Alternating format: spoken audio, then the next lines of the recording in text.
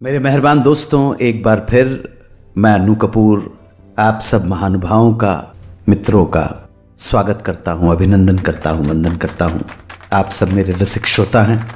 बहुत मान दिया, बहुत सम्मान दिया, बहुत प्रेम दिया है। सबका बहुत आभारी हूं कि 92.7 बिग एफएम पर आपने इस प्रोग्राम को सराहा, मान दिया। सुहाना सफ़र विद अनु कपूर सिर्फ आपकी वजह से इस मुकाम तक पहुंचा है। आज फिर छिड़ेंगे कुछ तराने, बयान होंगे कुछ अफसाने। 100 साल से लंबे हमारे सिनेमा के सफ़र में से 30 सुनहरे सालों को चुनकर मैं आपका मनोरंजन करता हूं। उसके अलावा भी बाहर चला जाता हूं, कुछ पीछे चला जाता हूं, कुछ आगे बढ़ जाता हूं। कोशिश करता हूं कि आपको उस सुनहरी यादों के दौर में ले जाऊं, यादगार गीतों और दास्तानों से रूबरू करवाऊं। आज मैं आपको सुनाऊंगा चेतन आनंद के ऑफिस में एक शराबी जबरदस्ती घुसाया। पूरे ऑफिस में हल्ला मचा दिया उस शराबी ने।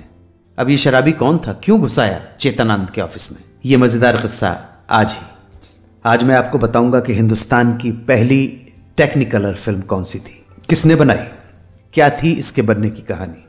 इसके अलावा आज मैं बताऊंगा रविंद्र जैन के द्वारा कंपोज किए उस गीत के बारे में जिसे रिकॉर्ड करने से पहले उन्हें खबर मिली कि उनके पिता अब नहीं रहे।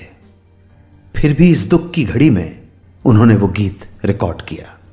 इन किस्सों के साथ साथ आज बात करूंगा एक कौमी तराने की, सारे जहां से अच्छा हिंदोस्तां हमारा, हम बुलबुले हैं इसकी, ये गुलसिता हमारा। इस गीत को बनाने वाले संगीतकार जेपी कौशिक के बारे में, और कैसे मिला जेपी कौशिक को चांस फिल्मों में संगीत देने का। इसी तरह के तमाम किस्से होंगे। हमेशा की तरह मैं बयान करूंगा, आप सुनेंगे और वक्त गुजर जाएगा। ना भी सुने तो भी वक्त गुजरता है, तो अच्छी बातें सुन लें, मन बहल जाए, चित्त शांत रहे। किस्से कहानियों की वजह से, सदाबहार नगमों की वजह से, यही हमारा मकसद है। आज के सुहाने सफर की शुरुआत करते हैं चेतन आनंद के ऑफिस में घटी एक घटना से। बात तब की है जब गुरुदत्त अपनी फिल्म बाजी की स्टोरी सेटिंग के दौरान देवानंद, राइटर बलराज साहनी और चेतन आनंद के साथ चेतन आनंद के ही ऑफिस में बैठे थे। डिस्कशन चल रहा था। इसी क्रिएटिव डिस्कशन के बीच अचानक ऑफिस के बाहर शोर शराबा होने लगा, हल्ला मच गया। क्या हुआ भाई? पता चला एक आदमी शराब पी के ऑफिस में घुसाया है और लोगों को परेशान कर रहा है।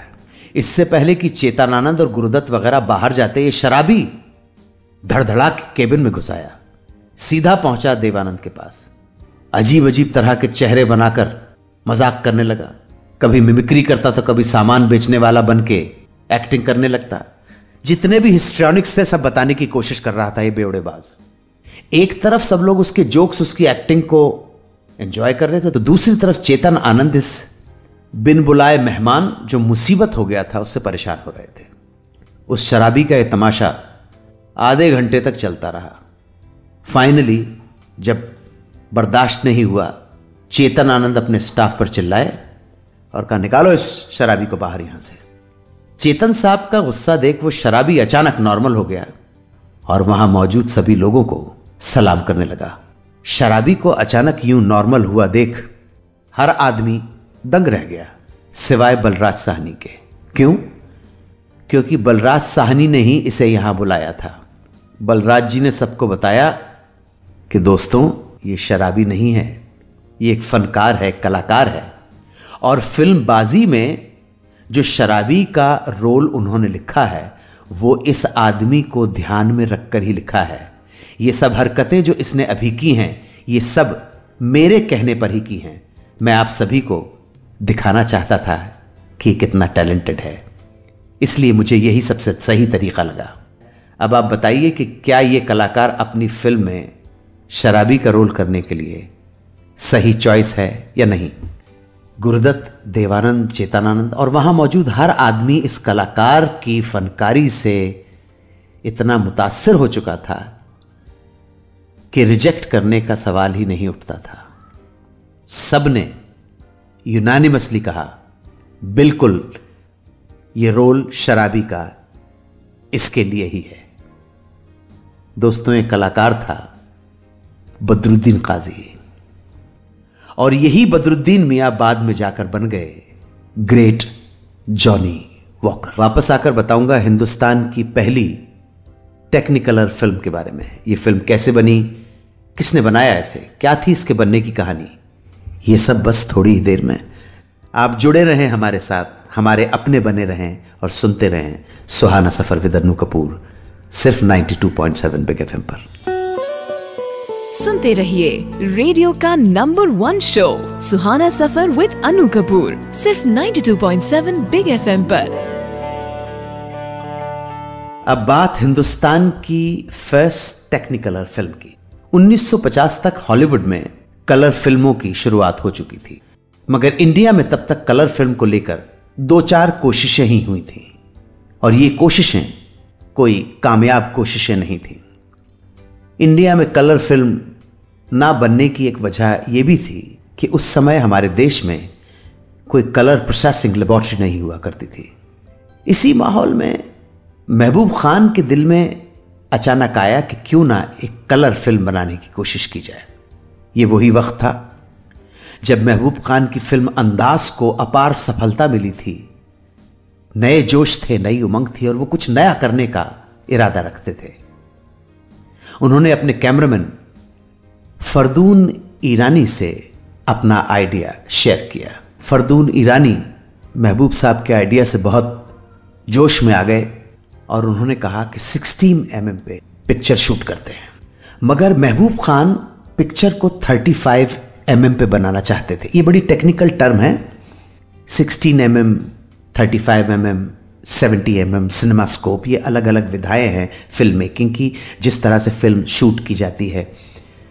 ये वो ज़माना था जब डिजिटल नहीं हुआ था सब कुछ, तो सेलुलाइड, वो स्ट्रिप के ऊपर ही सारा काम होता था, और 16 mm के ऊपर बजटरी कंपल्शन की वजह से कॉस्ट इफेक्टिव होता था 16 mm।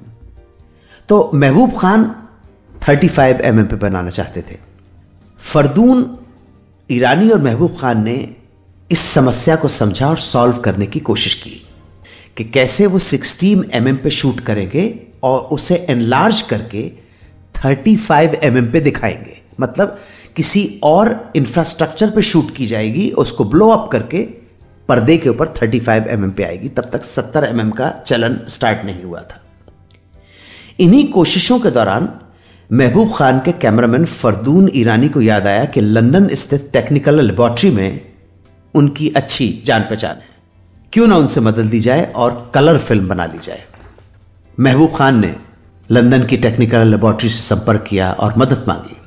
टेक्निकल लेबोरेटरी के लोगों ने महबूब साहब से कहा कि अगर वो अपनी इस फिल्म को 16 mm गेवा कलर में शूट करेंगे तो उसको ब्लो अप करके 35 टेक्निकलर में दिखाया जा सकता है। बड़ी टेक्निकल तकनीकी चीजें हैं, लेकिन इसलिए कि कॉस्ट इफेक्टिव है, 35 mm पे शूट करना ज्यादा कॉस्टली हुआ करता था। महबूब खान को यह सुझाव पसंद आया और उन्होंने शुरू कर दी तैयारी इंडिया की पहली टेक्निकलर फिल्म की। फिल्म की स्टोरी उन्होंने लिखवाई साइलेंट फिल्मों के लेखक निर्देशक RS चौधरी से, डायलॉग लिखवाए आगा जानी कश्मीरी, वजाहत मिर्जा और अली रजा से, कलाकार लिए दिलीप कुमार और नादिरा। दोस्तों, ये फिल्म थी आन। 3 साल के लंबे वक्त और तकरीबन 450 दिनों की शूटिंग के बाद, तैयारियों के बाद और पोस्ट प्रोडक्शन के बाद फाइनली ये फिल्म पर्दे पर आई और हिंदुस्तान की इस पहली टेक्निकलर फिल्म का स्वागत भी जनता ने जोर शोर से किया और जनता ने बना दिया इसे सुपर डुपर हिट फिल्म आन। दोस्तों, वापस आकर बताऊंगा रविंद्र जैन द्वारा कंपोज्ड उस गीत के बारे में जिसे रिकॉर्ड करने से पहले उन्हें दुखद समाचार मिला कि पिताजी नहीं रहे। फिर भी इस दुख की घड़ी में उन्होंने गीत रिकॉर्ड किया। वो गीत कौन सा था और क्या थी ऐसे समय में उसे रिकॉर्ड करने की वजह, ये सब बताऊंगा। वापस लौटकर आप सुनते रहें सुहाना सफर विद अन्नू कपूर, सिर्फ 92.7 बिग एफएम पर। सुनते रहिए रेडियो का number 1 show Suhana Safar with Annu Kapoor, सिर्फ 92.7 बिग एफएम पर। संगीतकार रविंद्र जैन लता मंगेशकर के बहुत बड़े मुरीद, फैन। सपना था कि किसी दिन लता मंगेशकर उनकी कंपोजिशन गाएं। उनका ये ख्वाब पहली बार पूरा हुआ उस फिल्म में जिसका नाम था लोरी, जिसमें फिल्म के निर्माता राधेश्याम ने लता मंगेशकर को यह कहकर राजी कर लिया कि वो एक नए लड़के को ब्रेक दे रहे हैं, उस लड़के को लता का आशीर्वाद चाहिए। लता जी राजी हो गई। जो गीत लता मंगेशकर ने रविंद्र जैन के लिए रिकॉर्ड किया उसके बोल थे, जो दर्द दिया तुमने आंखों में पिरो लेना। मगर बदकिस्मती से फिल्म बीच में ही बंद हो गई और गाना कहीं गुमनामी के अंधेरों में खो गया। इस गीत के बाद राधेश्याम जी की ही एक और फिल्म में लता मंगेशकर ने रविंद्र जैन के लिए एक और गीत गाया। रविंद्र जैन ने इस फिल्म के एक गीत की धुन जब लता जी को सुनाई तो वह रविंद्र जैन से इतनी प्रभावित हुई कि उन्होंने अपनी फीस के तौर पर मिले 3,000 रुपये में से 2,000 रुपये आशीर्वाद के रूप में रविंद्र जैन को प्रदान किए। उसके बाद एक फिल्म आई सौदागर। राष्ट्रीय पिक्चर की इस फिल्म में नूतन और अमिताभ बच्चन थे, साथ में थी पद्मा खन्ना। इस फिल्म के एक गीत के लिए भी लता मंगेशकर को अप्रोच किया रविंद्र जैन ने। लता जी बहुत बिजी थी उन दिनों, मगर इसके बावजूद अपने बिजी शेड्यूल में से एक डेट रविंद्र जैन को दे दी। इस डेट के लिए रविंद्र जैन को बहुत लंबा इंतजार करना पड़ा था और वो इस डेट और इस रिकॉर्डिंग को लेकर बहुत उत्साहित थे। मगर भाग्य ने कुछ ऐसा खेल खेला कि इस रिकॉर्डिंग से कुछ समय पहले ही रविंद्र जैन को एक तार मिला, पिताजी नहीं रहे। पिता के जाने का दुख, आघात, खबर, और दूसरी तरफ लता मंगेशकर से मिली रिकॉर्डिंग की डेट। अजीब सी स्थिति हो गई थी। क्या करें? अगर अपने पिता की अंतिम क्रिया के लिए घर अलीगढ़ जाएं तो इतनी जल्दी पहुंच नहीं पाएंगे और इधर रिकॉर्डिंग डेट भी निकल जाएगी। मन में उथल पुथल मची हुई थी। एक तरफ पिता के जाने का दुख था तो दूसरी तरफ शो मस्ट गो ऑन। मन को कड़ा किया, फैसला किया कि जो चला गया है वो तो वापस नहीं आ सकता, लेकिन जो आ रहा है उसे छोड़ा भी नहीं जा सकता। फैसला ले लिया कि इस रिकॉर्डिंग को पूरा करेंगे। बड़े जिगरे का काम होता है दोस्तों, अपने व्यक्तिगत दुख को दिल के किसी कोने में दबाकर अपनी ड्यूटी, अपना कर्म निभाना, यही पुरुष की निशानी है। गीत रिकॉर्ड हुआ, मैं आपको ये गीत सुनवाऊंगा। बहुत कमाल की कंपोजिशन है और बहुत कमाल का गीत लिखा है। लिखा भी दादा रविंद्र जैन ने है। याद रहे कि जब जब आप ये गीत सुनेंगे तो आपको याद रहे कि जिस वक्त ये गीत रिकॉर्ड हो रहा था उस वक्त अजब सी दुविधा से संगीतकार निकल रहा था।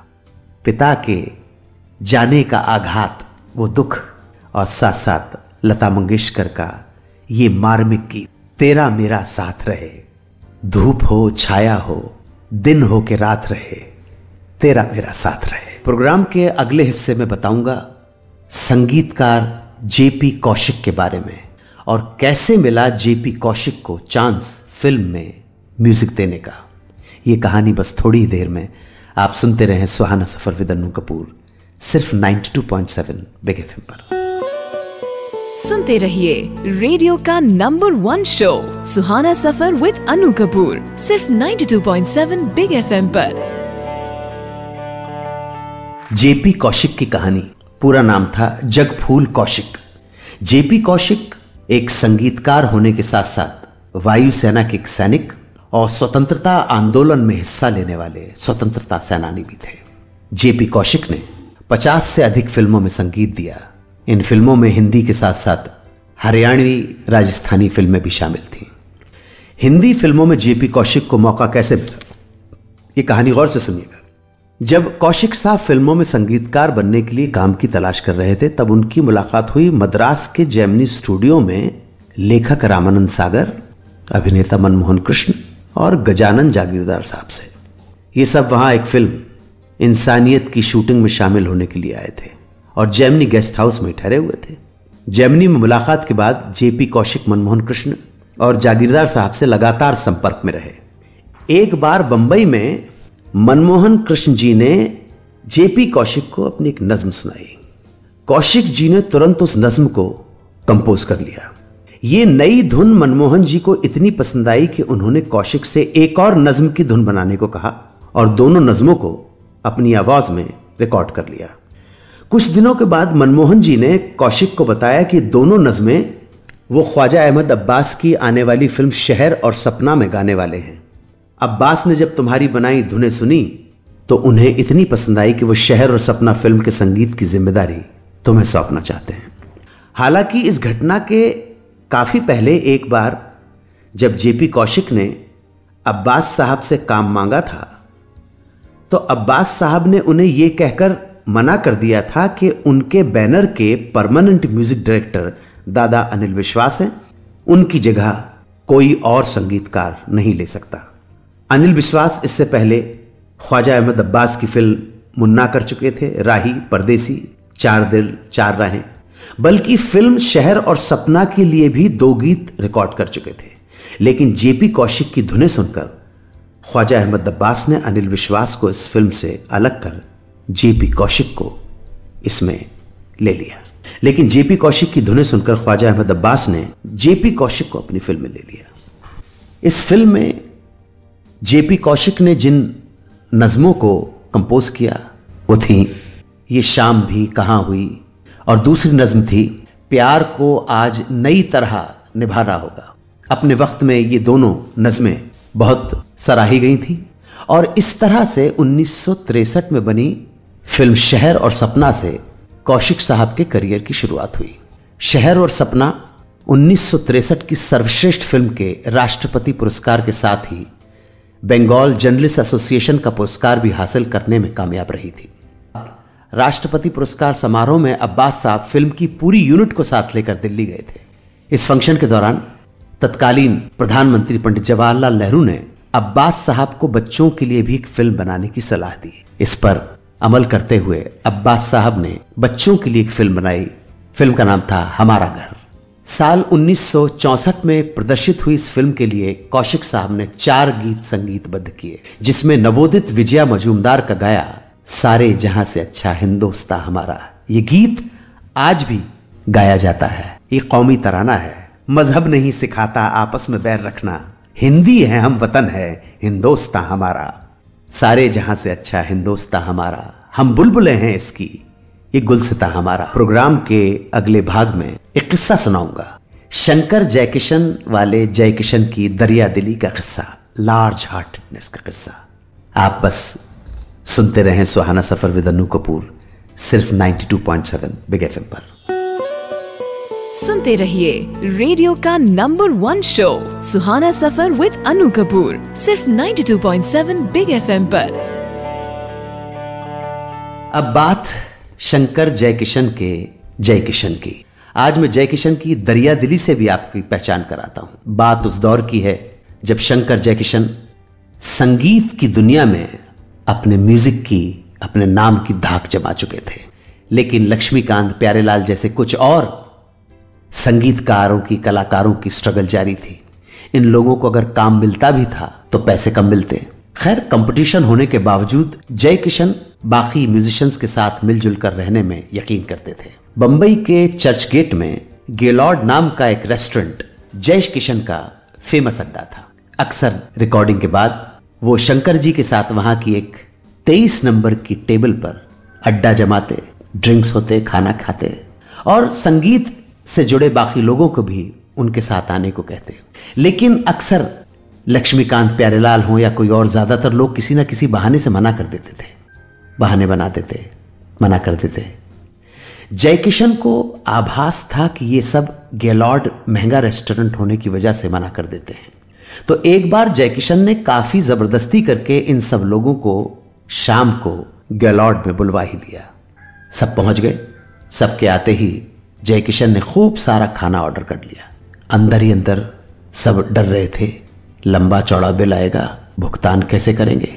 जयकिशन जी के जोर देने पर खाना स्टार्ट हुआ। जम के खाना खाया, खाना खत्म हुआ और बिल आया।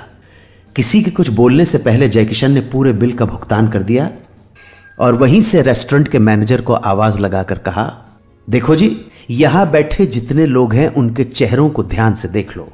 आज के बाद ये लोग यहां जब भी खाना खाने आएंगे तो इनका बिल मेरे नाम से बनाना, इनसे 1 पैसा भी चार्ज नहीं करना।